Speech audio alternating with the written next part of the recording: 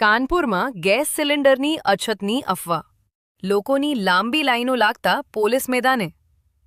કાનપુરમાં રાંધર gas એલપીજીના જથ્થાને લઈને ફેલાયેલી એક અફવાએ ભારે દોડધામ મચાવી દીધી છે.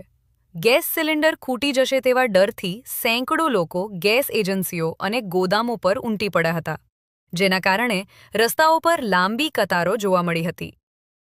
પોલીસે સંભાળ્યો મોરચો.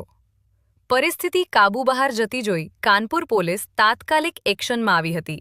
ભારત સ્વરાજ ન્યૂઝ સાથે રિપોર્ટર અબ્બાસભાઈ પીરજાદા, રાજકોટ.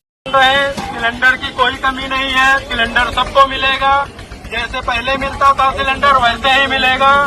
कल चुन्नीगंज में सुबह एक गाड़ी यहाँ से जाएगी, उधर के लोग वहीं से अपना सिलेंडर प्राप्त करेंगे और जो जिनको यहाँ पर मिलता था वो यहाँ आकर प्राप्त करेंगे। सिलेंडर की कोई कमी नहीं है। सिलेंडर पहले जैसे मिलता था वैसे अब भी मिलेगा। अफवाहों से सावधान रहे, अफवाहों पर ध्यान न दें। सिलेंडर की कोई कमी नहीं है। आज जिसको नहीं मिल पाएगा सिलेंडर कल सुबह आएगा।